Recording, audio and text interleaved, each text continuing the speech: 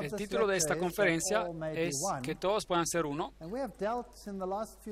Y ya hemos tratado en las últimas conferencias de los aspectos políticos y esta noche queremos empezar a hablar sobre los aspectos religiosos.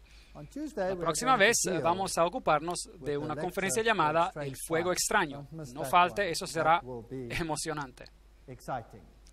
Las reuniones del Concilio Vaticano II.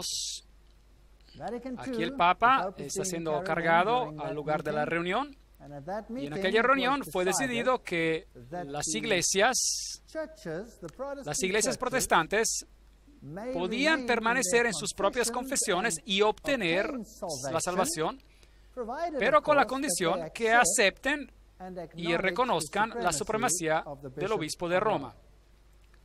Ahora, después del Vaticano II, fue Karl Rahner, el jesuita. Es extraño cómo los encontramos a menudo. Yo sé que estoy repitiendo esto con frecuencia, pero es un hecho. Él fue a quien comisionaron para llevar este mensaje al mundo. Es decir, que cada uno podría permanecer en su confesión con tal que reconozcan la supremacía del obispo de Roma. Ya hemos tratado sobre esto, pero voy a entrar un poco más en detalle ahora. Paul Knitter, quien tenía una posición en la Universidad de Xavier en Cincinnati, donde él es profesor de teología, y él estudió debajo de Karl Rahner, y él escribió este libro escribió Ningún Otro Nombre. Y en este libro, Ningún Otro Nombre, él escribe ciertas cosas interesantes. Aquí es un comentario al respecto. Es interesante ver que tienen en el libro este símbolo del pequeño hombre humanista que representa el humanismo.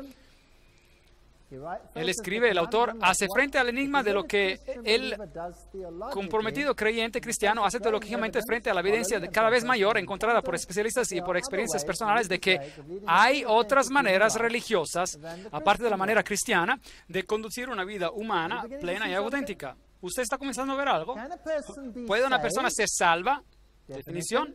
Es decir, vivir una vida verdaderamente humana por otro nombre que no sea el de Jesucristo.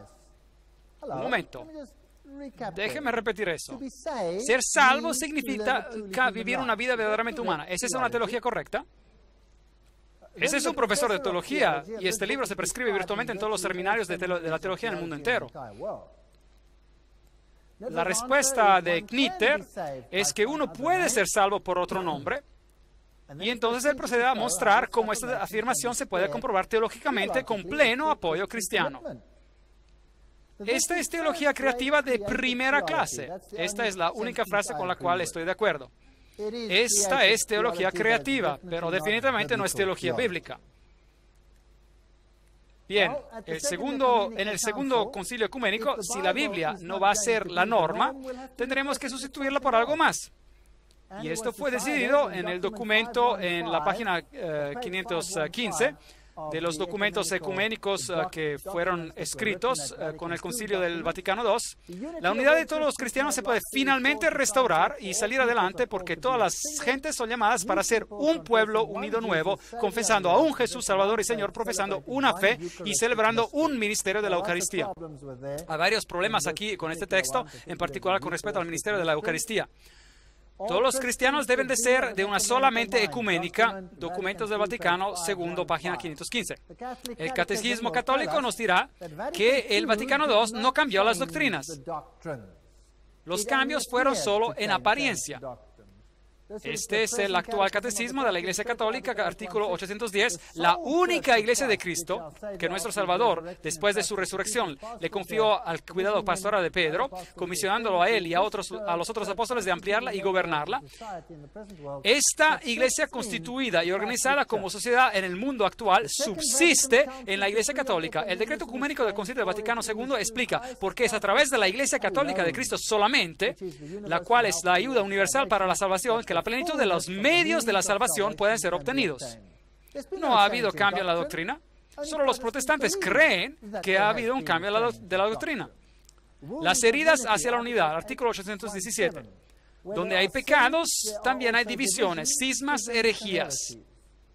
Así que si hubo una división, entonces eso fue pecado. Entonces, ¿quién es el pecador?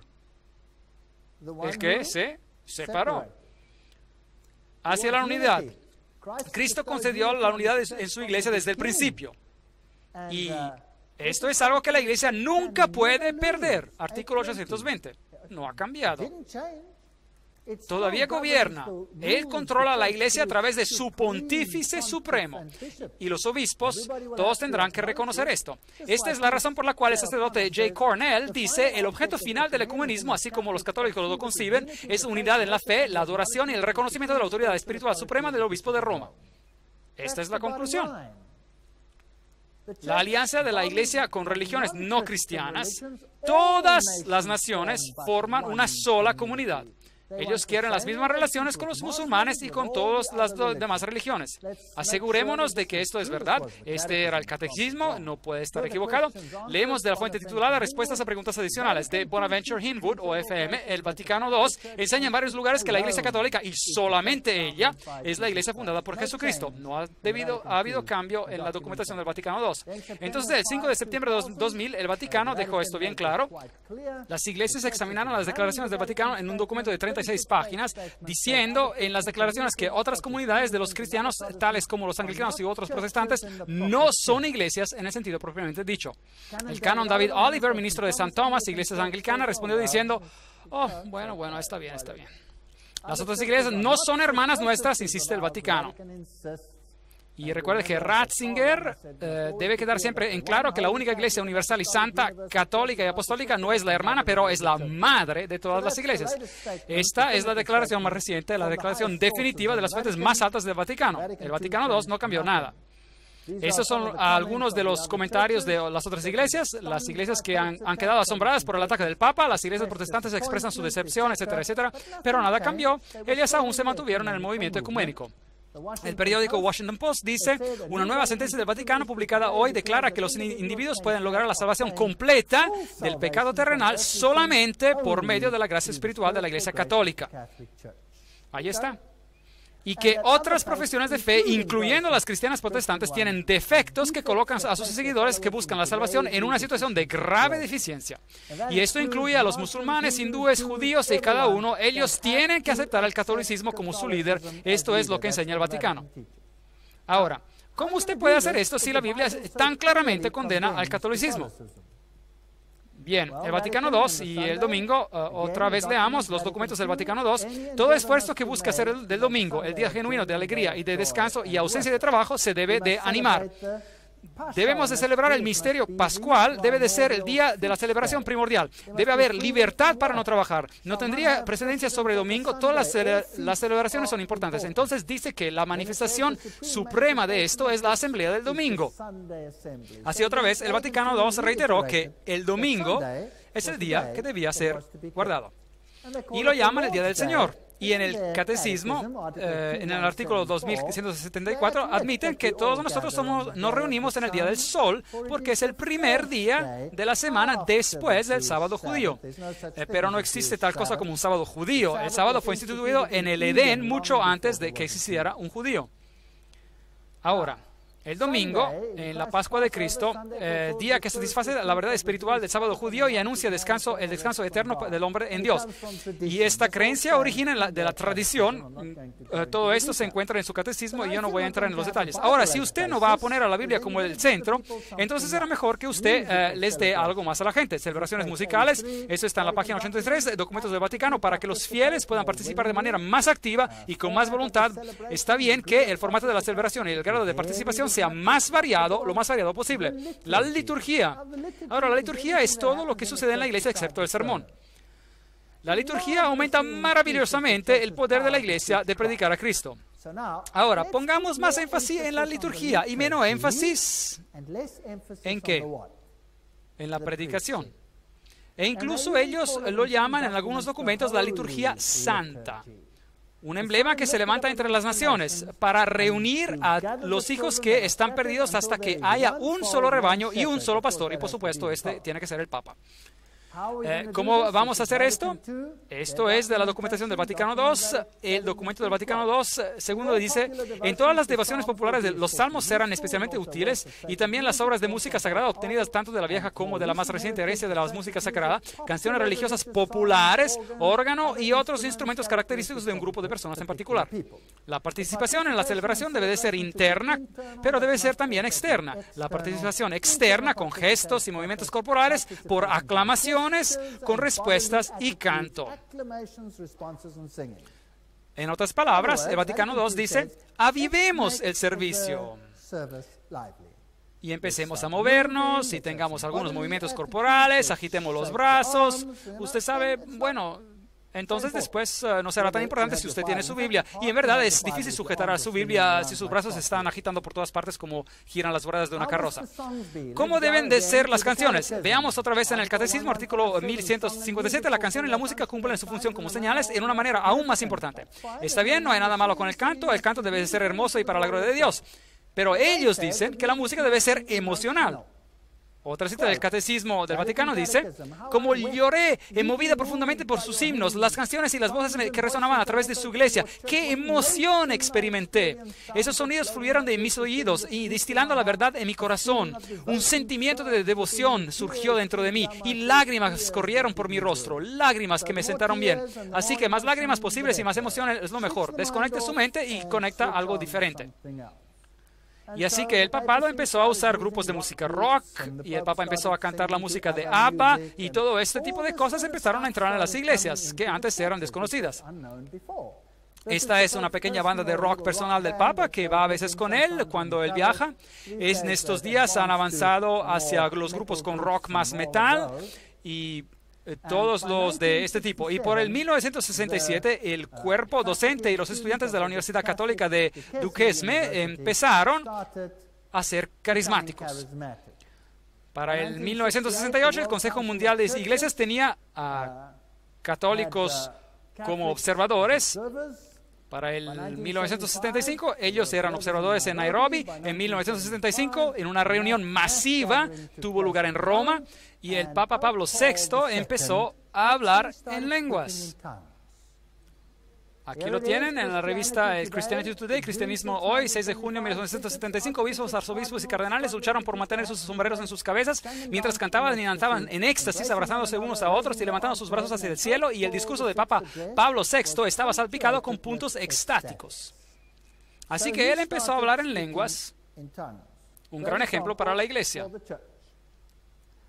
La Iglesia Luterana, por el 1974, con el diálogo entre la Iglesia Americana Luterana y la Iglesia Católica Romana, publicó bajo el título La primacía papal y la Iglesia Universal, y dijeron que estaban empezando a jugar con la idea de que Roma sería otra vez la cabeza de las iglesias. Los presbiterianos, los congregacionalistas, los metodistas siguieron este ejemplo.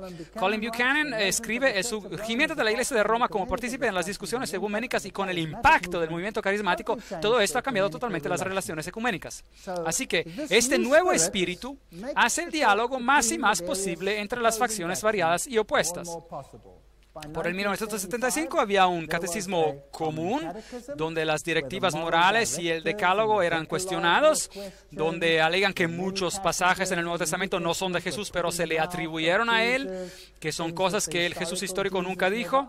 La resurrección física es un problema lleno de dificultades, etcétera, etcétera. Empezaron a cuestionar la Biblia.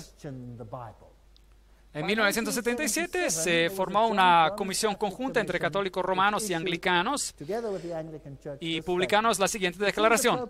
Parece apropiado que en cualquier futura unión la primacía universal, como ha sido descrita, debería ser mantenida por la sede papal de Roma. Así que la Iglesia anglicana dijo, bien, el Papa será la cabeza. Por el 1989, el arzobispo anglicano de Canterbury, el venerado Robert Runcie, fue a Roma e instó a los cristianos a que consideraran la primacía del Papa. Mejor juntos. Allí están. Y luego vino el famoso documento que ellos firmaron. Están las firmas del Papa y de Runcie. Aquí están firmando la declaración de Canterbury y el Papa es ahora la cabeza de estas iglesias. Y aquí tenemos algunas bellas señales masónicas. Sí, van a estar juntos. Y la reina, bueno, ella y su séquito visitan al Papa y dicen, bien, y ¿qué dijo el príncipe Carlos? Que ya no quiero ser más el protector de la fe, quiero ser solamente el protector de fe. Así que el protestantismo ya se va y por supuesto que surgen muchas marchas en las calles del Reino Unido. El próximo arzobispo de Canterbury es Carey. Y Carey es extraordinario debido a su renovación carismática y por hablar en lenguas. Así que la Iglesia anglicana es la primera en retornar a Roma.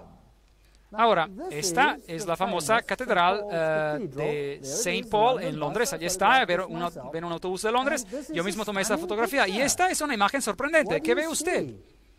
¿A qué se le parece? Parece una miniatura del Vaticano. Sí, y en realidad es una réplica del Vaticano. Y la cosa más asombrosa es que la Catedral de St. Paul nunca tuvo esa apariencia, De hecho, esa solía ser su apariencia en el pasado. Pero ahora ha sido reconstruida totalmente y ahora esta es su apariencia. ¿No se ve esto notablemente como la imagen, una imagen de la bestia? Una imagen de la bestia. Bien, entremos al interior de la catedral. Uno tiene que ser muy cauteloso con su cámara cuando está ahí. Y está en su apariencia actualmente. Ese es su altar principal. Increíble. El altar principal es una copia exacta del dosel de Bernini en Roma. Eso quiere decir que la iglesia protestante aquí ha copiado a Roma. Muy interesante. Observen los cuadrados negros y blancos. Tienen cúpidos y con otros seres angelicales masculinos, femeninos, etcétera. Y si usted mira el techo, usted toma una fotografía de la cúpula, usted encontrará bellísimos símbolos masónicos. Esta es masonería. Esta ya no es la iglesia anglicana. Así que la iglesia anglicana ha capitulado y ha pasado a formar parte de la masonería. Y por lo tanto, podríamos decir, se ha convertido en luciferiana. Triste, pero verdad.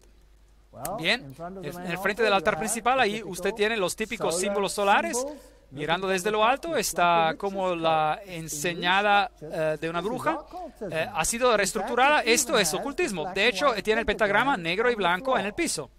Y en el piso tiene el símbolo de la serpiente con la cola en la boca, representando el sol y la luna. Y a propósito, esos son mis zapatos. Están bonitos y limpios. Y las deidades solares en el piso. Así que esto no es nada más que el catolicismo. Aquí están los símbolos de la nueva era, los pavos reales, símbolos de Lucifer, los triángulos en el círculo, los hexagramas y, por supuesto, los cadáveres bajo el altar y el IHS con sus hostias en el sagrario y la forma del sol que brilla con sus utensilios de servicio al público, también el pelicano místico o el ave que alimenta sus pichones con su carne. Esos son símbolos ocultistas. No es de sorprender que el Papa Juan Pablo II pudiera escribir en el libro Cruzando el umbral de esperanza para el año 2000, tenemos que estar más unidos. Para que la unidad se logre, todas las iglesias deben de aceptar la autoridad del papal. El Papa dijo esto en el 1995. Esta es la condición para lograr unión. Ahora, ¿por qué la Reforma se desunió de Roma?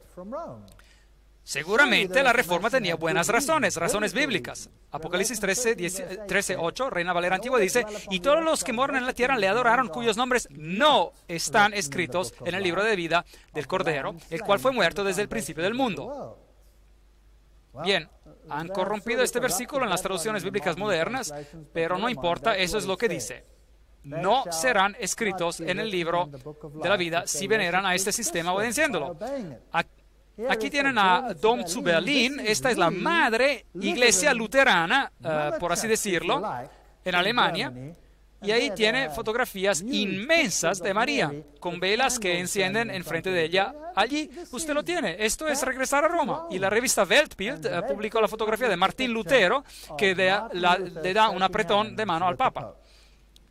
Bien, en los 80 el Papa fue a Alemania, a Mainz, y dijo, el ecumenismo es una tarea urgente. Y luego los acuerdos, los cristianos preparando los acuerdos por una nueva era, las iglesias alcanzan un pacto, y luego el famoso sínodo en Alemania, el sínodo luterano Heiße Eisen und alte Zöpfe, estas viejas hachas de guerra, por así decirlo, y ellos decidieron, der Papst soll nicht mehr Antichrist genannt werden. El Papa ya no será llamado el Anticristo. Bien, con esto ya se acaba la Reforma en cuanto a los luteranos. La revista Time Magazine reportó sobre el acontecimiento y dijo, desde medio milenio de ruptura y separación, los luteranos y los católicos alcanzan un acuerdo sobre los asuntos que causaron la división del cristianismo occidental en dos. Y el 1 de noviembre de 1999 las iglesias ponen fin a 500 años de ruptura. Así que los luteranos reconocen al Papa. Y esta asombrosa declaración. Alemania llama para pedir que se perdone a Lutero. ¿Por qué? ¿Por qué debe de ser perdonado? Y la iglesia calvinista, ellos dijeron, tenemos que tener más respeto para los iconos y los objetos. Así no podemos estar juntos de esta manera. El líder luterano dice que el Papa podría ser portavoz mundial para todos los cristianos. Publicado en el boletín Friday Church News Notes del 6 de julio 2001. Lo siguiente, Ismael Noko, secretario general de la Asociación Luterana Mundial, dijo en marzo que los luteranos pueden indudablemente mirar al Papa como uno de los líderes espirituales del mundo entero hoy. Y siguió diciendo que el movimiento ecuménico exige que los cristianos investiguen la posibilidad de que el Papa se convierta en el portavoz mundial para todos los cristianos. Así que los anglicanos capitulan, los luteranos capitulan. Los presbiterianos capitulan, los metodistas capitulan. Todos capitulan. En Alemania usted tiene ahora iglesias como esta que encuentro interesantes. Allí hay un lado católico y ahí hay un lado protestante. Y comparten el campanario. Y desde el año 2000, los Knights of Columbus, es decir, los Caballeros de Colón, una orden secreta controlada, por supuesto, de los jesuitas, empezaron a enviar iconos de Nuestra Señora de Guadalupe a todas las iglesias en el mundo entero. El nacimiento de la Virgen bendita es maravilloso, dijo Gino Mazzotti, el gran caballero de los Caballeros de Colón, concilio 11.608 en la Catedral de la Sangre Preciosa.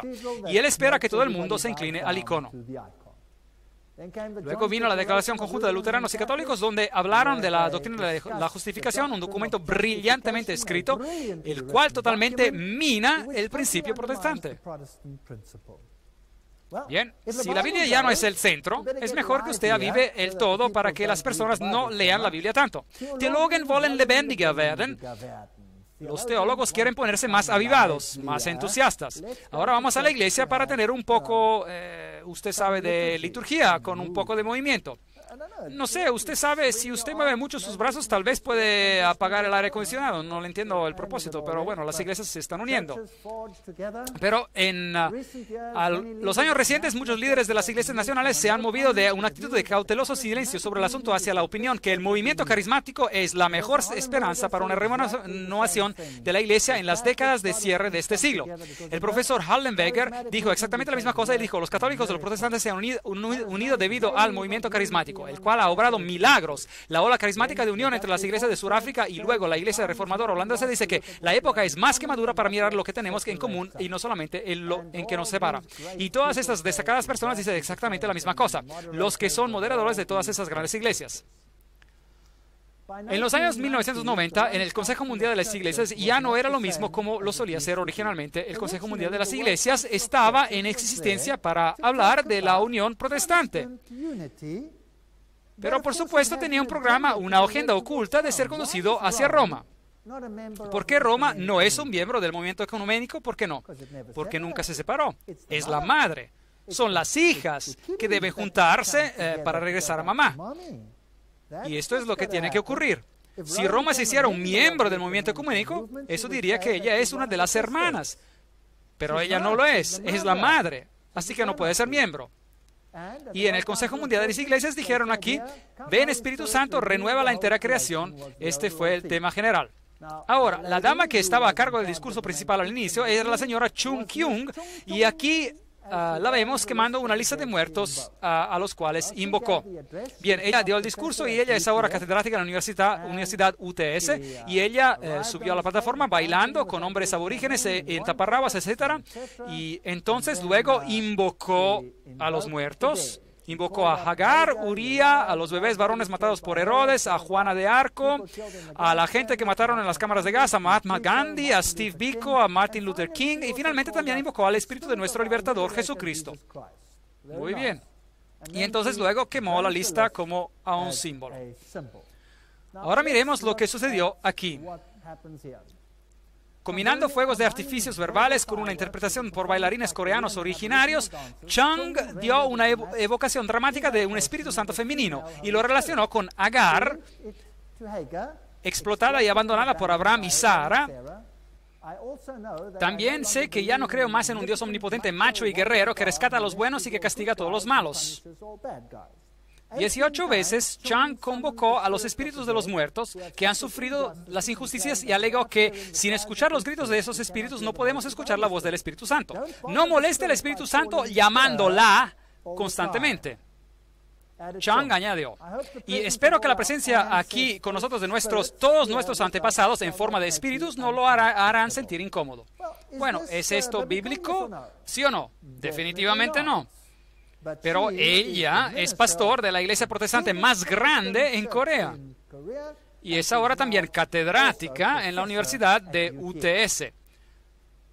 Chung Hyun-kung es egresada del seminario Union Theological Seminary, del cual ya les he hablado que es masónico. Y Chung era profesora en la Universidad Femenina de Ewha de Corea, la universidad más grande para mujeres en el mundo, con 20.000 estudiantes. Y ella dijo, las tres diosas a quienes quiero compartir con ustedes son Kali, diosa hindú, Kwan, una diosa budista, y Ena, diosa filipina, mi nueva Trinidad. Interesante. Y ella añade, la iglesia cristiana ha sido muy patriarcal y es por eso que estamos aquí reunidos para destruir esa idolatría patriarcal del cristianismo. Bueno, así que ella fue la oradora principal en las reuniones del Consejo Mundial de las Iglesias. Y explica, yo provengo de una tradición shamanista, budista, confucionista y taoísta y cristiana. Y cuando miro nuestra historia de la religión, tenemos más que 5.000 años de shamanismo. Más de 2.000 años de taoísmo y casi 2.000 años de budismo, 700 años de confucianismo y solamente 100 años de protestantismo en Corea. Por lo tanto, cuando voy a los templos, yo miro a Buda y me siento tan joven. Buda se murió en sus 80 y Jesús se murió cuando tenía 33 años. A lo mejor, Jesús tendría que ser considerado demasiado joven para comprender. Increíble. Siento que mis entrañas son shamanistas, mi corazón es budista, mi cerebro del lado derecho es confucianista y mi cerebro izquierdo es cristiano. Kyung continuó, yo la llamo una familia de dioses y ellos están juntos. Así que pueden ver hacia dónde se dirige el Consejo Mundial de las Iglesias. Kyung también dijo, creemos que esta energía dadora de vida provino de Dios y está en todas partes. Está en el sol, en el océano. Aquí vamos otra vez. Me dan náuseas. ¿Qué es esto? Panteísmo. Está en el suelo y en los árboles. Si usted se siente muy cansado, usted pues se siente que usted no tiene energía para dar. ¿Qué hace? Siéntese en el silencio. Tal vez usted puede ir a un gran árbol y pedirle, dame un poco de tu energía o de vida. O usted le pide al sol que le dé un poco de energía de vida. Y bien, ¿eso es cristianismo, sí o no? No, ese absolutamente no es cristianismo. quien fue también una oradora en el Consejo Mundial de las Iglesias en Harare, Zimbabue, en el noviembre de 1998, donde llevó a cabo un baile sensual. La doctora Kyung declaró que dar testimonio sobre Jesucristo a otra persona es en realidad un acto de violencia. Ahora lleguemos al corazón del asunto. Dar testimonio sobre Jesucristo es un acto de violencia. ¿Por qué? Porque, ¿qué es lo que está haciendo usted? Porque usted está yendo en contra de los derechos humanos de la otra persona, que podría ser un budista o hindú o uno de esos. Él tiene el derecho de ser lo que es, y si usted le dice otra cosa, que él necesita creer en Jesucristo, entonces usted está cometiendo un acto de violencia. Así que, en otras palabras, lo que estoy haciendo es un acto de violencia. Muy bien, gracias. Cuando la recordaron a la doctora que Jesús dijo que en Juan 14:6 que Él es el único camino, Kyung dijo, Jesús estaba equivocado. Bien, eso es porque el Consejo Mundial de las Iglesias usa demonios y toda clase de cosas interesantes. Y tenemos a oikumene. Ahora, ¿qué quiere decir oikumene? Aquí tenemos un ejemplo de oikumene. Bien, preguntémosle a la página web del Consejo Mundial de las Iglesias qué es lo que en realidad quiere decir oikumene. La palabra ecuménico es derivada del griego oikumene, que puede ser traducido como todo el mundo habitado. Es viendo a este mundo como de Dios que nos podemos ver a nosotros mismos como uno. Es en ver a todas las personas de este mundo como hechas a la imagen de Dios que somos llamados a proteger el bienestar de cada uno. Interesante. Recuerden que les he mostrado que Gary K. dijo que la religión babilónica antigua, a través del cabalismo, etcétera, después a través de la masonería, controla el marxismo, las sociedades políticas secretas estadounidenses, el sector bancario internacional y el Consejo Mundial de las Iglesias. ¿Usted piensa que él habrá tenido razón, viendo lo que ellos enseñan? Jesús estaba equivocado, era demasiado joven para comprender, tenemos adoración a la naturaleza y todas estas cosas. Eso definitivamente no es bíblico.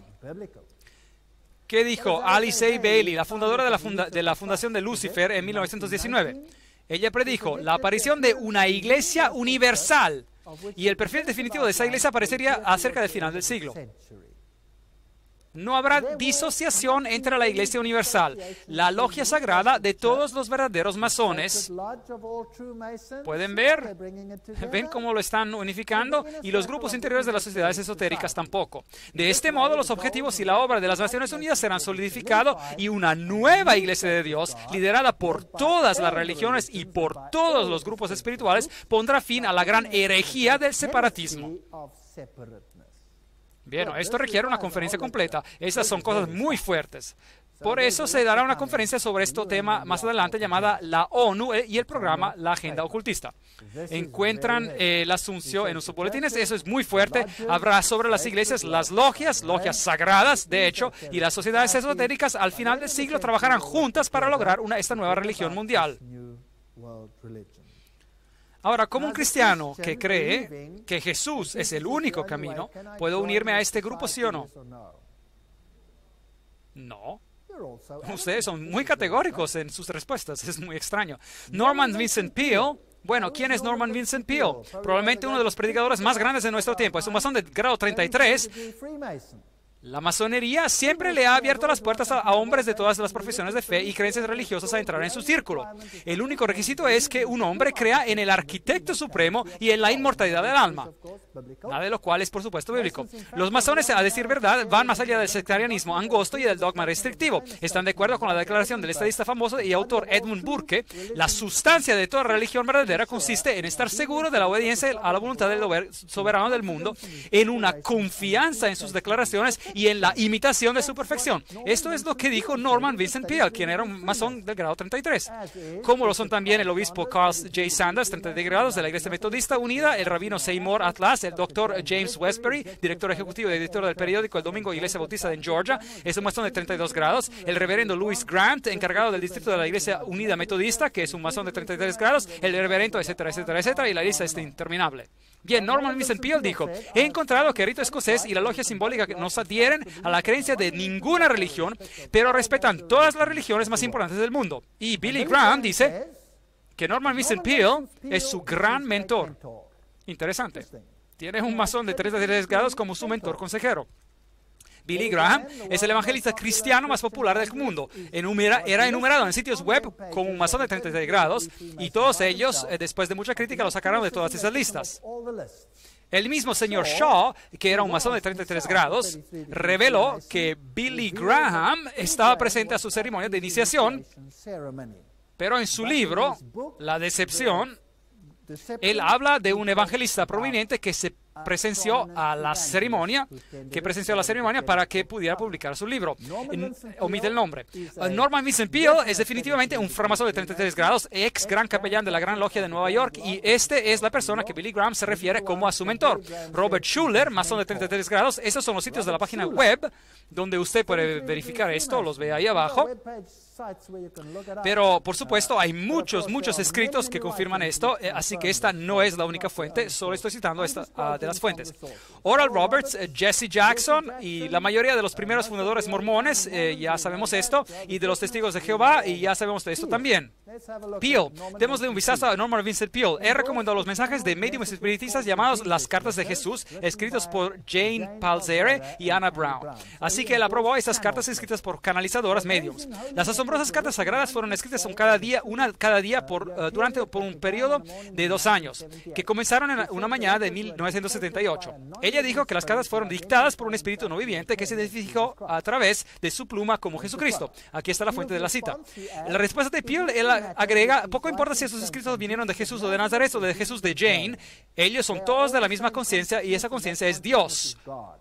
Yo soy parte de Dios y Jane y Anna son parte de ese mismo Dios. Bueno, eso es lo que Norman Vincent Peale enseñó. Y este es el mentor de Billy Graham. Interesante. Refiriéndose al ocultista Kreskin, todo lo que él hace, dice Norman Vincent Peale, es dramatizar todo lo que yo he estado predicando en mis escritos por años. Otro libro, Los muertos están vivos. Ellos pueden y de hecho se comunican con usted. También este libro fue promovido por Peale y él dijo efusivamente: son una obra maestra. Espero que sea extensamente leída. Está bien, este es el mentor de Billy Graham. Simplemente acuérdense de eso. El autor del libro es Harold Sherman, un psíquico y medium espiritista y que también escribió un libro acompañado titulado Usted vive después de la muerte. ¿Es ese el lenguaje de la serpiente, el lenguaje del diablo o es el lenguaje de Dios? ¿Cuál es? Es el lenguaje de la serpiente. El Papa Juan Pablo II visitó la sinagoga judía en 1986 y en el 87 en la visita de los Estados Unidos y tiene encuentros con protestantes y ortodoxos, y en el 88-89 Rusia abre las puertas al movimiento carismático y por lo tanto todos se están unificando en una familia grande y feliz. En los escritos del periódico católico The Southern Cross, La Cruz del Sur, él escribió: el rabino principal de Israel le hace la visita al Papa. En esa foto, el patriarca de la Iglesia Ortodoxa y el Papa también se encuentran con bastantes señales masónicas que se ven. Israel invita al Papa a visitar la Tierra Santa y el Papa honra a la viuda de Schindler. Ese es el rabino Robert Jacobs. Escuchamos aquí lo que él tiene que decir sobre este asunto. Y en el 1965 el Concilio del Vaticano II cambió eso. Jacobs dice que el Concilio del Vaticano II marcó una vuelta histórica para las relaciones entre judíos y católicos. Y dice que Juan Pablo II ha hecho cosas extraordinarias para mostrar respeto por el judaísmo. Él fue el primer papa en visitar una sinagoga. Ningún papa en la historia de Roma jamás había hecho lo que él hizo. Le ha dado a todos los judíos un sentimiento de que por primera vez en la historia de la iglesia cristiana, el judaísmo es apreciado como teniendo su propia integridad y no es menospreciado. Yo pienso que es un privilegio tremendo conocer este Papa extraordinario. Y luego, cuando el Papa visitó a St. Louis, esto es lo que el rabino Jacobs dijo: nos regocijamos y florecemos. Nosotros floreceremos con abundantes flores y nos regocijaremos con canción gozosa. Eso es interesante. Bien, aquí está Aleski, el patriarca ruso, y él es también un ecuménico dedicado, y allí está él con el cardenal Cassidy, y ellos tienen mucha más libertad. Y a propósito, esta es una fotografía significativa donde Oikomene, el Papa y el Patriarca están juntos. Y tenemos así un reavivamiento de la ortodoxia oriental. El ocultismo ha revivido, las religiones asiáticas han sido reavivadas, el islam, el budismo, el hinduismo, el shintoísmo, el soka gakkai y el espiritismo. En el mundo entero hay un reavivamiento de la religión y fervor religioso, y el conflicto está aumentando. ¿Ustedes han notado eso? Sí. Ahora, ¿por qué? Porque a través del caos y del conflicto se podrá lograr la unificación. Haga que el dolor de la separación sea mayor al dolor de la unión. Tesis, antítesis, síntesis. Es la filosofía hegeliana. Las grandes expectativas, el patriarca de Constantinopla dice, nos uniremos a las iglesias. Entonces, la inauguración del Centro Cultural Islámico en Roma, con 3 obispos católicos presentes, el Papa Juan Pablo II lo recibe. El Islam y el catolicismo los estudiamos durante una conferencia uniéndose. El problema es cómo unir al judaísmo y al Islam y al cristianismo. Estos son documentos de la Academia Católica de Trier. Noten lo que están usando aquí. ¿Cuál es el simbolismo que están usando con todas estas figuras extrañas sobre sus documentos? Lo mismo por aquí, pentagramas, todos los símbolos religiosos en un círculo, seminario papal.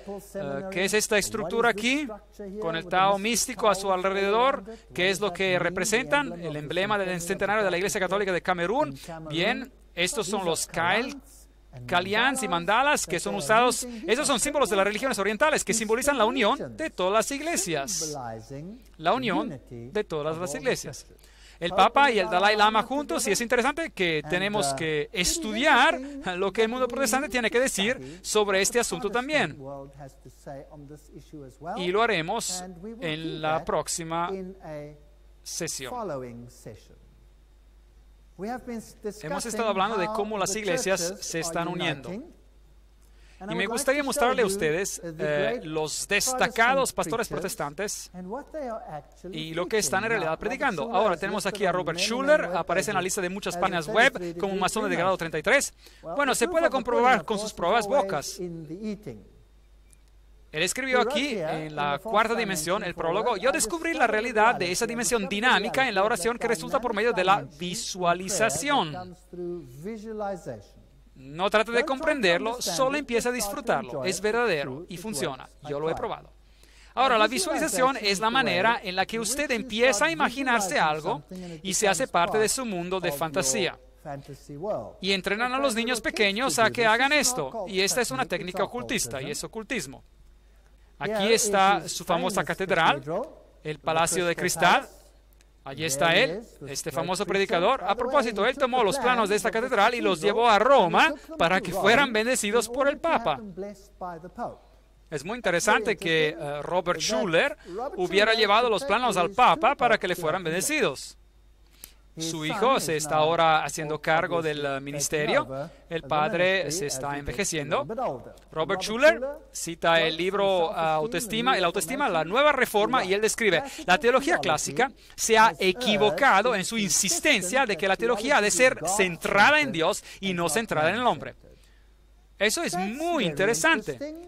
Él ha hablado de la misma manera que un verdadero framasón. ¿No estarían de acuerdo? Sí. Sobre la página 153 se le escribe, un papel clásico del púlpito en el protestantismo ha sido para predicar sermones, lo que implica adoctrinamiento más que educación. Dentro de esta forma de comunicación hay una inclinación inherente e intrínseca para intimidar, manipular y después ofender la cualidad más valorada del ser humano, su dignidad. Bien, eso suena como el Vaticano II. Enfaticemos la liturgia, tengamos todas estas cosas estupendas en vez de la predicación de la palabra. Él escribe en la página 14, el pecado es cualquier acto o pensamiento que me roba a mí o a otro ser humano de la autoestima. Esto es muy interesante porque yo pensaba que la Biblia enseñaba que el pecado es la transgresión de la ley. ¿No es correcto? Él escribe sobre esto en las páginas 26-27. Lo que necesitamos es una teología de la salvación que comienza y termina con un reconocimiento de anhelo de cada persona por gloria. Yo pensaba que la justificación es algo que pone el orgullo del hombre en el polvo.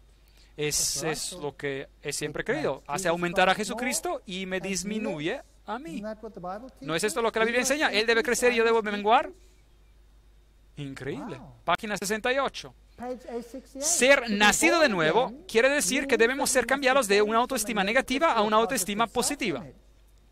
De la inferioridad a la autoestima, del miedo al amor, de la duda a la confianza. Esta teología es muy interesante. En la página 75 dice que la cruz santifica el egocentrismo, porque la cruz protegió a la autoestima perfecta de nuestro Señor para que no se convirtiera en orgullo pecaminoso. Ahora, esta declaración es para mí blasfemia directa, página 135. Cristo es nuestro ideal porque su autoestima fue encarnada. Yo pensaba que Él vino a mostrarnos la humildad, ¿no? Mi Biblia dice que Él era humilde. Robert Schuller dice, Jesús nunca llamó a una persona un pecador. Más bien, Él reservó su justa reprimienda para aquellos que usaron su autoridad religiosa para generar culpabilidad y causaban que las personas perdieran su habilidad de gustar y disfrutar de su derecho a la dignidad. Interesante. Yo pensé que Él dijo, no he llamado a los justos, sino a pecadores al arrepentimiento. ¿No es eso lo que Jesús dijo? Así que este hombre está usando obviamente algún documento extraño. Ya no sé qué tipo de Biblia él usa. Él dice, el problema de la iglesia es que ha tenido por siglos una teología centrada en Dios, cuando lo que necesita es una teología centrada en el hombre. Nosotros no somos malos, estamos simplemente mal informados sobre lo bueno que somos. Robert Schuller. Esta es una declaración increíble. Sería un insulto a la integridad de cualquier ser humano de llamarlo un pecador. Pero yo pensaba que cuando viene el Espíritu Santo, Él nos convence de pecado, de justicia y de juicio. Jesús sabía su valor, su éxito alimentaba su autoestima. Él sufrió la cruz para santificar a su autoestima y cargó la cruz para santificar a tu autoestima. La cruz santificará el egocentrismo. ¿No es eso patético? Este hombre no es un cristiano, es un masón. Ahora, recuerde que cuando digo un masón, me refiero a un masón de alto grado, no a porque los simples grados más inferiores de masones no saben nada sobre todo esto. Masón de alto grado, dejémoslos en claro. Schuller amplificó este último pensamiento en el programa de Phil Donahue de televisión, donde Schuller dijo que Jesús tenía un ego, porque él dijo, si fuera levantado, atraería a todos a los hombres a mí. Oh, Jesús tenía un ego fantástico, dice. Eso es repugnante. Alguien le dirige la siguiente pregunta a Schuller en el show este. ¿Cómo puede ser que la cruz, según usted escribe, santifique el egocentrismo? Y vamos a ser orgullosos. ¿Tiene usted en cuenta los versos que dicen en la Biblia, yo aborrezco la soberbia, la arrogancia, Proverbios 8:13, antes del quebrantamiento está la soberbia, Proverbios 16:18, abominable es para Jehová todo altivo de corazón, Proverbios 16:5, no seáis altivos, Romanos 12:16, que el amor no es jactancioso y no se envanece, 1 Corintios 13:4, y de hecho Pablo advierte a Timoteo que en los últimos días los hombres serán amadores de sí mismo, 2 Timoteo 3:2. ¿Por qué deberíamos hacer algo para animar a las personas a hacerse amadores de sí mismo si Pablo de hecho advierte a otros que esa sería la característica de la impiedad en los últimos días? Y Schuller responde, yo espero que usted no predique esto, porque usted podría hacer mucho daño a muchas personas bellas. Si usted predica ese texto, vaya, yo espero verdaderamente que usted le da la misma interpretación que yo le doy, o de otro modo le aviso que usted apartará su feligresía y ellos estarán más que enojados con usted y van a dejar a sus Biblias y lo van a dejar a usted y van a aprender la música rock y a Madonna. Solo porque el texto está en la Biblia no quiere decir que usted deba predicarlo. Es tan difícil predicar algunos de esos textos y no ser visto como careciendo de humildad. ¿Se dan cuenta de cómo esas personas tuercen las cosas? Robert Schuller dice, lo que me distingue de los fundamentalistas es que ellos están tratando de convertir para que todos crean como ellos creen. Sabemos que las cosas en las que las comunidades de fe mayoritarias pueden coincidir y nosotros tratamos de concentrarnos en ellas, pero sin ofender a aquellos con puntos de vista diferentes. Esta es la cita en el periódico USA Today. Schuller dijo, cuando sabemos que hemos sido salvados y pues sabemos que somos parte de la familia de Dios, estamos listos para soñar con ese gran sueño divino de construir el reino de Dios en el mundo. Gracias. Esta cita viene de que se llama Espada y Trompeta. Ahora, el reino de Dios, yo pensé que no era de este mundo. ¿Usted también lo cree así? Robert Schuller dijo después de haber acabado su milésimo programa de televisión, cuando fue felicitado por la Madre Teresa, cuando ella todavía estaba viva. Billy Graham lo felicitó y S. Scott King, Martin Luther King, todos los presidentes en vida de los Estados Unidos de Norteamérica, y también Sammy Davis Jr., que era un satanista. Lo felicitaron todos. Lo que necesitamos es hacer positivas las palabras que han tenido solamente una connotación negativa. No se puede hacer un mayor daño que referirse a la condición del hombre como una condición pecadora sin esperanza. Déjeme decirle algo.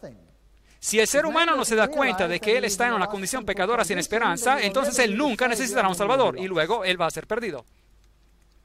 Yo creo que nada ha sido hecho en el nombre de Cristo y bajo el estándar del cristianismo que ha demostrado ser más destructivo para la comunidad, para la personalidad humana y por lo tanto contraproducente a la obra de evangelización, a menudo cruda, ruda y anticristiana, y eso es la estrategia de intentar hacer a las personas conscientes de su condición sin esperanza y pecadora. Increíble, es repugnante. Bien, él va más allá que eso. Tengamos una mirada en lo que él realmente consiste. Los mantras más eficaces emplean el sonido de la M. Usted puede obtener la sensación de eso repitiendo las palabras yo soy, muchas veces. La meditación trascendental o MT no es una religión ni es necesariamente anticristiana. Increíble. Usted puede repetir yo soy. ¿Qué opina sobre eso usted? Ahora está diciendo que soy Dios. De seguro que no querrá decir eso, señor Schuller, ¿o sí? Se reúnen metodistas, anglicanos y todos ellos empiezan a creer en la vida después de la muerte. Bien, aquí tenemos la autoestima, la nueva reforma, y Robert Schuller escribe: ser nacido de nuevo significa que debemos ser cambiados de una imagen de sí mismo negativa a una positiva, de la inferioridad a la autoestima, del miedo al amor, de la duda a la confianza. Y nosotros podemos orar, y noten lo que el señor Schuller, disculpen, del doctor Schuller dice: Padre nuestro que estás en los cielos, honorable sea nuestro nombre. El énfasis está en el original. ¿Qué está diciendo Robert Schuller? Él está diciendo que es Dios. ¿Es esta una teología bíblica o demoníaca? Usted me dirá. Usted elige. Es demoníaca. ¿Quién aprueba de su teología? ¿A quién le gusta su teología? Allí dice, Robert Schuller descubre sus posibilidades, pautas positivas e inspiradoras. ¿A quién lo respalda? El Dr. Schuller tiene un ministerio asombroso, lo respalda el Dr. Billy Graham. Dime con quién andas y te diré quién eres. ¿Quién es Billy Graham? Aquí lo tienen, uno de los pastores más grandes de nuestro tiempo, cristiano en invierno. Aquí está con el presidente Nixon. Y Nixon dijo, cuando usted entró en el ministerio, la política perdió a uno de sus profesionales potencialmente más grandes. Recuerden que Nixon tenía a un jesuita como autor de sus discursos. ¿Usted recuerda eso? Le mostré las citas. Y, ¿saben? Si todos lo aman en el mundo entero, bien, se pone un poco asustadizo. Aquí él está en los jardines de Madison Square. Aquí él está en el Capitolio de los Estados Unidos durante la presentación de la medalla de oro del Congreso que recibió con el vicepresidente de los Estados Unidos, Al Gore, allí presente. Él recibió el doctorado honorífico de la Universidad Católica Romana de Belmont. Él dijo que el evangelio que fundó esta universidad es el mismo evangelio que yo predico hoy. Un momento, Billy Graham, yo creía que usted era un protestante. ¿Por qué usted está enseñando el catolicismo? Y dígame, por favor, ¿por qué en todas sus campañas usted tiene un equipo de 800 monjas católicas y sacerdotes jesuitas y todo tipo de personas de esa clase? ¿Y por qué después de sus campañas usted dirige a los que respondieron a su llamado hacia los sacerdotes católicos para ser incorporados en el catolicismo? ¿Por qué usted hace eso si usted es un protestante? Los servicios noticieros religiosos presentaron un informe el 13 de enero de 1981. El Papa Juan Pablo II se reunió a puerta cerrada durante casi 2 horas con el reverendo Billy Graham, el más conocido evangelista protestante en el mundo. El servicio de nuestros sitios religiosos, allí está con él. El Papa es casi un evangelista, y aquí está él vestido de negro y el Papa vestido de blanco, hablando juntos. Y fue a través de la intervención de Billy Graham que el expresidente Ronald Reagan puso a un embajador para el Vaticano en contra de la Constitución de los Estados Unidos. Él ha conectado agentes entre la Casa Blanca y Roma, y Graham escribió, esas son sus propias palabras, hablando a nombre propio: Reagan fue el primer presidente estadounidense en nombrar a un embajador en pleno para el Vaticano. Antes de que él hiciera este nombramiento, me pidió mi punto de vista. Le dije que pensaba que probablemente sería una buena cosa, a pesar de los varios problemas potenciales con respecto a la separación de la Iglesia y del Estado, y escribí una extensa carta confidencial destacando mis razones. Entre otras cosas, le dije que no pensaba que necesariamente violaba la separación de la Iglesia y del Estado, y no importa cuáles sean las razones. El señor Reagan procedió con el plan. Después mi carta fue filtrada a la prensa y causó un poco de consternación entre mis amigos bautistas. Sí, por supuesto causaría una consternación. Pero a sus amigos bautistas puede ser que no sepan lo que él es, porque está también encubierto en el mundo. Si usted quiere leer más sobre él, lea en inglés el libro Billy Graham y sus amigos, Billy Graham and His Friends, de Cassie Burns. La revista de las posibilidades de Robert Schuller de 1986 tenía una foto de Templeton sobre la portada. El artículo principal cita a Templeton diciendo: nada existe excepto Dios. Eso es panteísmo. Y que el Espíritu de Cristo viene en todo ser humano, ya sea que la persona lo sepa o no. Eso es universalismo. Templeton. Ahora, ¿quién recibió el premio de Templeton? Por supuesto, Billy Graham. Graham dijo a Schuller durante una entrevista: ya sea que provengan del mundo musulmán, del mundo budista o del mundo cristiano, son miembros del cuerpo de Cristo, porque han sido llamados por Dios. Sí, usted puede ser un miembro del cuerpo de Cristo en cualquiera de estas religiones si usted, sin saberlo, hace lo que la ley requiere, porque usted sigue los dictados de su conciencia. Dios pasa por alto la ignorancia de aquellos que no saben. Esta es la ignorancia que Dios tolera. Pero si usted conoce la ley y usted no la obedece, usted morirá. Y si usted no conoce la ley y usted como quiera viola la ley, usted también morirá. Y eso eternamente. Así que los evangélicos y los católicos eventualmente unen sus fuerzas, y el Papa Juan Pablo II es aclamado como la superestrella del mundo, y el Papa merece el título de primer ciudadano del mundo, dice 1979 la revista Newsweek. Después del 11 de septiembre, el ecumenismo recibió un impulso tremendo. Todas las religiones empezaron a juntarse, los musulmanes y los protestantes y los católicos, todos ellos estaban orando juntos. La muerte del protestantismo prevista. En 1997, la Iglesia Episcopal, con su obispo, tuvo lo siguiente que decir. Es el obispo Adler. La palabra del Señor nos dijo que lo que estamos presenciando es el final de una era en que Dios está restaurando su templo y que habrá un sacerdocio, un episcopado que tendría una sucesión apostólica. Y esta es la principal diferencia entre el protestantismo y el catolicismo.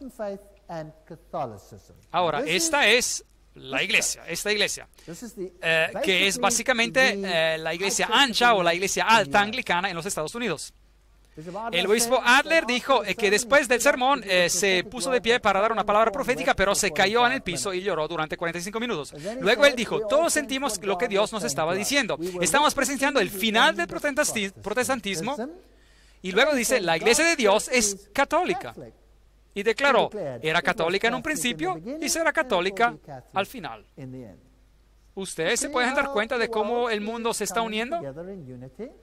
Las iglesias están de acuerdo en que el Papa tiene la autoridad general. ¿No es esto interesante? El Papa escribió esto y dijo en su libro, Travesía el umbral de la esperanza, que para el año 2000 nosotros necesitaremos estar más unidos. Esto lo escribió en el junio del 1999. Ellos escribieron: el Papa fue reconocido por todos como la autoridad general en el mundo cristiano.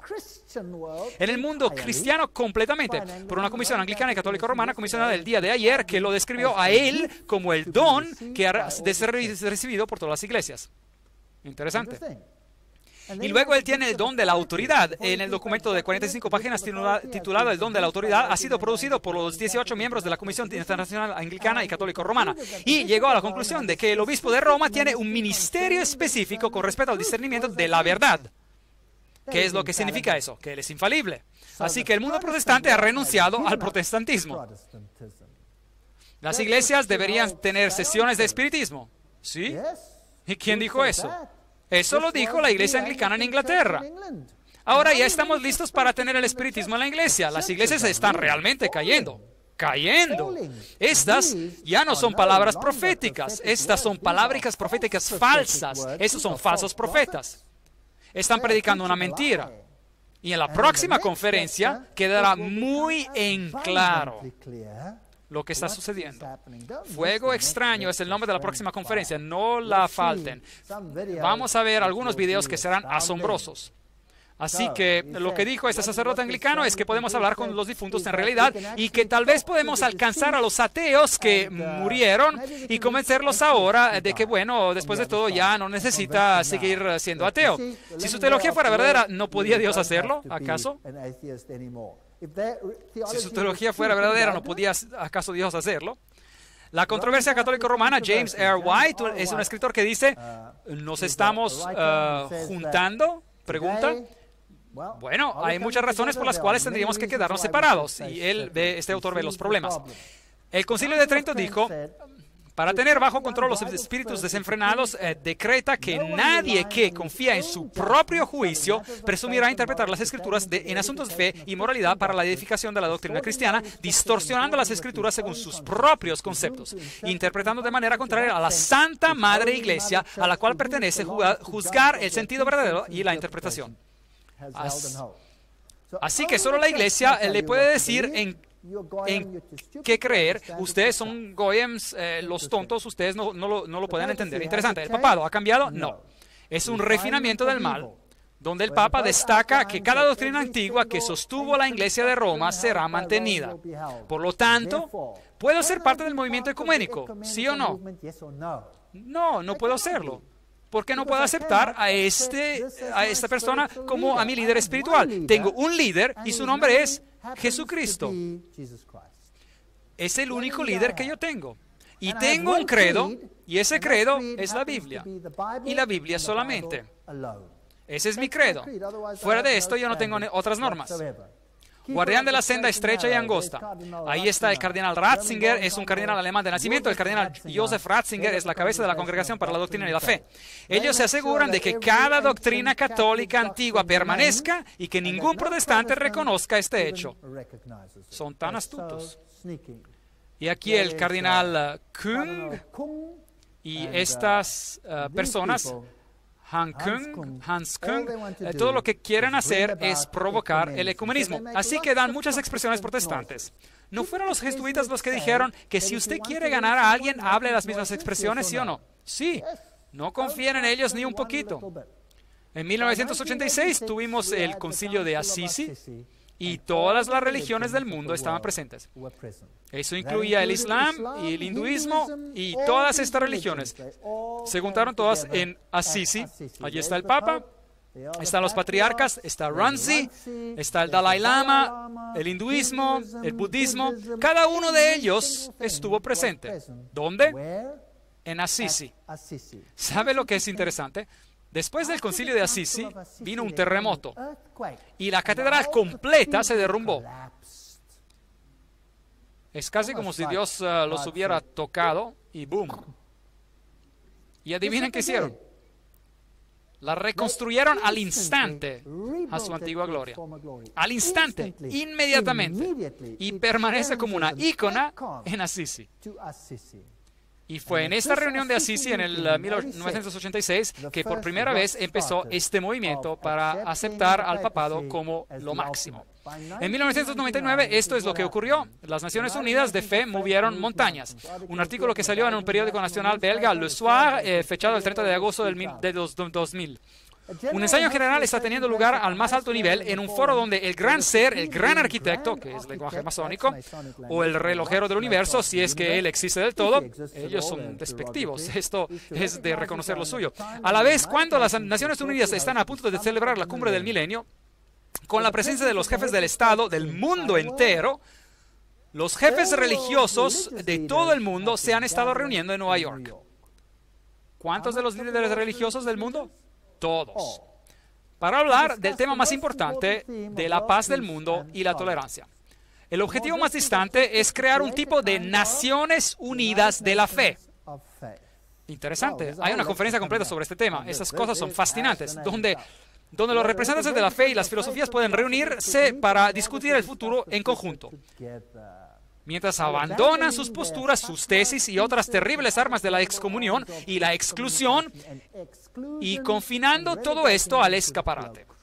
Dejemos de lado nuestras diferencias y unámonos. Esta es una muy noble iniciativa ecuménica, patrocinada ¿por quién? Por Ted Turner, un masón del grado 33, que odia el cristianismo. Él es quien nació a la iniciativa. Él es vicepresidente de Time Warner y fundador del canal CNN. Y para cada pecado hay gracia. Hace 10 años, el extravagante empresario de la televisión en vivo había declarado que el cristianismo no era nada más que un asunto para perdedores y fanáticos. Está bien, así que él todavía cree en eso. ¿Y ahora por qué Ted Turner financiaría algo así? Porque él dice que Jane Fonda, su esposa, se convirtió en cristiana y eso cambió su opinión. No creo que sea así. Pienso que es porque él es un masón de grado 33 y ellos tienen su agenda, su plan. Bien, más de 2.000 representantes de las religiones más o menos conocidas, de las que son más practicadas por todo el mundo, de las cuales son casi un asunto de confidencia solamente conocido en los corredores de la ONU o en el conocido y atractivo Hotel Astoria, que será usado para las siguientes reuniones de trabajo. El Papa envió al cardenal africano Francis Arzine, presidente del Concilio Pontífico para el Diálogo Interreligioso. Representando la fe judía, asistió al principal rabino Lau de Jerusalén. Los budistas fueron privados de la presencia del Dalai Lama. Esto muestra que la religión nunca está lejos de la política. China amenazó con boicotear la reunión si el mencionado asistía a dicha reunión. Así que solo es un juego de que juegan. Bien, la iniciativa del obispo Desmond Tutu, que dijo, procedamos hacia adelante con la reunión, y los Estados Unidos, y en particular en los círculos de la ONU, la primera iniciativa ha sido muy acogida. Sin embargo, uno tiene que rendirle a César, o más bien a Juan Pablo II, el tributo. Y es efectivamente gracias a él que se logró la vía de la reconciliación y que fue empezada en Assisi en 1985, culminando en esa reunión en 1986. Bien, el Papa entonces, luego en el mayo del 2001, visitó a la famosa mezquita en Damasco, donde Juan Pablo II hizo historia en domingo al ser el primer pontífice en entrar alguna vez en una mezquita e instó a los cristianos y a los musulmanes a que se perdonaran mutuamente por el pasado. Esta es la mezquita, recuerda que se la mostré, la famosa mezquita en Damasco, Siria, y nosotros la recorrimos y miramos esta increíble estructura con estas personas llevando a cabo los mismos rituales como lo hacen en el catolicismo romano. Y usted recordará que hablamos de la cabeza de Juan el Bautista, que está guardada en esta mezquita. Así que es significativo de que el Papa fuera a esa mezquita en especial para pedir y buscar la reconciliación. Aunque la reconciliación es solo una palabra para los goyim, para los de afuera del círculo interior, en el círculo interior, ellos han estado siempre reconciliados. Y ya sabemos que luego de esto el Papa besó el Corán. Así que la iniciativa de unir a todas las religiones, ese es el símbolo de las religiones bailando juntas, un símbolo del judaísmo, el budismo y el cristianismo y el hinduismo juntos, y todos ellos juntándose en una gran familia feliz. Esta es la portada del obispo rotatorio Lehmann en un documento para el Día de la Paz Mundial, y el emblema es el de la Conferencia Mundial de las Religiones para la Paz. El hinduismo, el budismo, y finalmente nosotros tenemos un Parlamento de las Religiones del Mundo. Ahora, este Parlamento de las Religiones del Mundo es un resultado de la reunión de Assisi. Y este fue su día de África, y tienen el símbolo del sol en el medio. Hay símbolos interesantes en esto.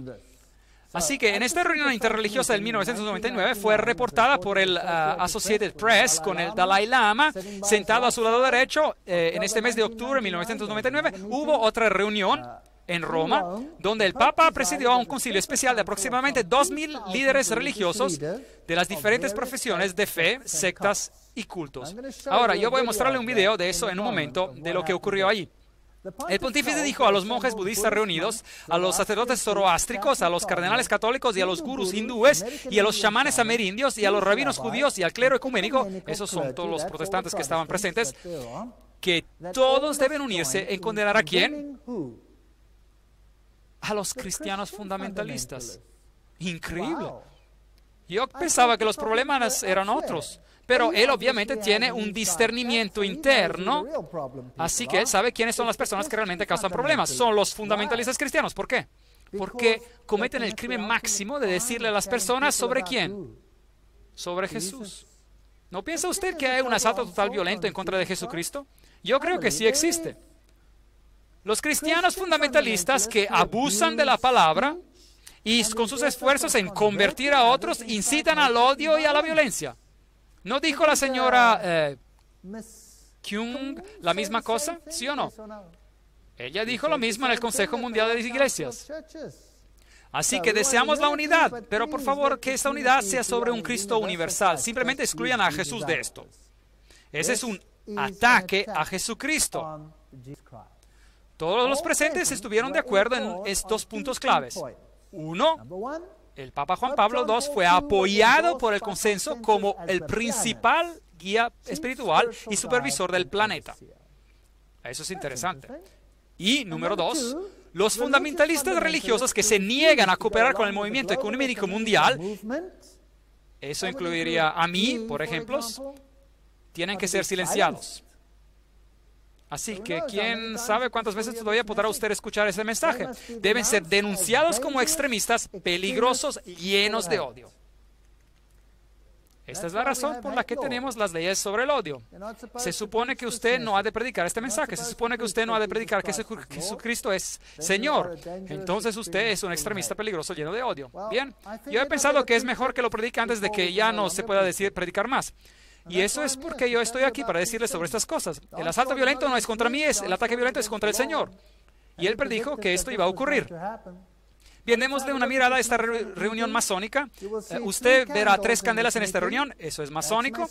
Encienden las velas solares, que son unas velas un poco cubiertas, que son usadas en el hinduismo, por ejemplo, como las velas solares, y en el budismo y en el misticismo oriental. Y usted verá que usan música de toda clase, igual como dice la Biblia. Y de hecho, la principal banda de rock en Italia dio la música de fondo en la ceremonia sobre la plataforma y con el papado sobre la otra plataforma. Y todos los líderes religiosos importantes del mundo entero estuvieron ahí, de cada religión, para inclinarse y rendirle homenaje al Papa. Interesante. Miremoslo. La canción es titulada Vivir o Viven por el grupo Gen Rosso. Cada día el cielo habla conmigo. Me dice que hay alguien arriba. Padre de todos nosotros.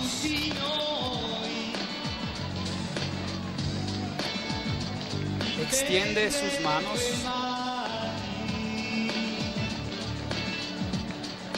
para abrazar a gente de cada edad, de todas las tribus, pueblos de cada civilización, almas de un mundo que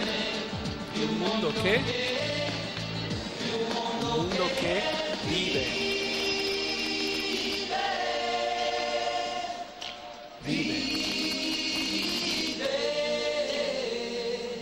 Dios que está cerca de cada ser humano.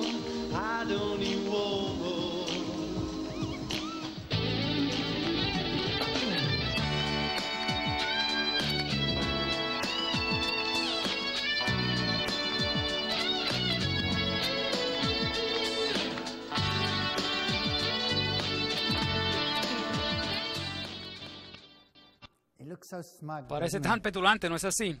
Bien, aquí están todos ellos, el Islam, el hinduismo, el budismo, el shintoísmo, Soka Gaya, todos ellos, el protestantismo, todos ellos se inclinaron reconociendo al Papa. Ahora, ¿acaso la Biblia no dijo que el mundo entero iría en pos de él? ¿Sí o no? ¿Y que ella no sufriría la pérdida de sus hijos? ¿Acaso la Biblia no dijo eso? El judaísmo está ahí, todas las religiones estaban ahí. Ahora esto quiere decir que para mí que estamos muy cerca del cierre del tiempo.